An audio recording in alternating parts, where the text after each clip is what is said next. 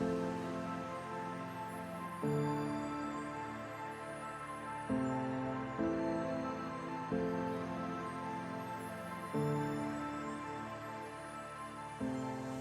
behalf of the Secretariat of the Parliamentary Service Commission, to warmly welcome you all and to the 3rd Annual National Parliamentary Symposium hosted by the Center for Parliamentary Studies and Training. I am hoping that from this event I will be able to answer some very simple questions. What is this public participation? What is it about? The when? When do we have to do this? Is it at all times? At what point?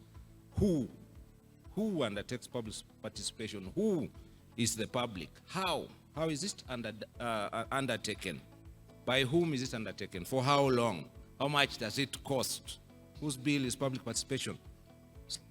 Kenyans want to be involved, and thank goodness for our constitution, because our constitution has given public participation anchor in it. And I am looking forward to hearing exactly how do we make public participation better? How do we involve Kenyans more in the processes of parliament? Because that is what our constitution expects us to do. Under Article 1 affirms that sovereign power belongs to the people, while under Article 118, 1b, it requires Parliament to facilitate public participation.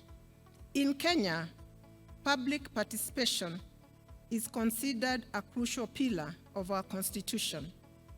It promotes democracy by providing the citizenry with the opportunity to take part in decision-making processes. It is meant to ensure citizens are heard and are able to actively participate in decision and activities that impact their life and livelihood.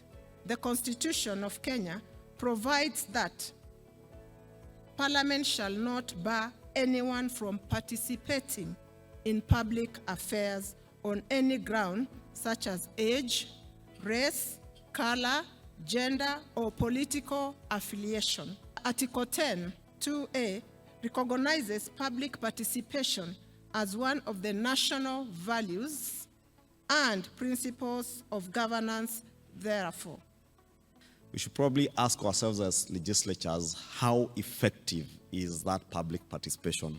Do the people feel that you listened to them, you took their views and their perspective into account? Recognizing that public participation is such a fundamental requirement of the law and ensures that citizens have the right to be informed, consulted, and actively participate in shaping their society. It provides a legal basis for individuals and communities to assert their democratic rights and influence the decisions that will affect them either directly or indirectly. Public participation is actually a right which guarantees citizens integral involvement in any key public decision making and the implementation thereof that will affect their lives. Meetings of men and women. Sometimes some of the women are not able to say what they feel. So that even when you have a meeting of them together, sometimes when you isolate, they have the ability to say things that they couldn't say when the men were physically present. Each sector, we want to know the voice of each sector, because ultimately we shall aggregate these voices. Young people below 18 will more or less say the same things that the adults are saying. As parliamentarians, you want to take issues to Parliament, like going to people and asking them, I'm your representative, what are your issues? What issues do you think I should take to Parliament? Even when there are reports about the Auditor General and so on, and they are being discussed in Senate, going to the people and asking them, okay, this is what the report is saying. What is your comment? What can I therefore take to Senate before the relevant committee, even if I'm just a friend of the committee?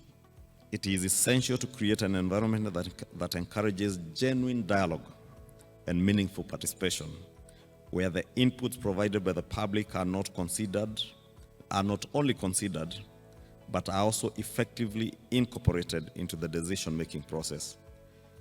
Efforts should therefore be made to reach a broader spectrum of the population, particularly our marginalized communities and vulnerable groups, to ensure that their voices are heard and their needs and perspectives are taken into account.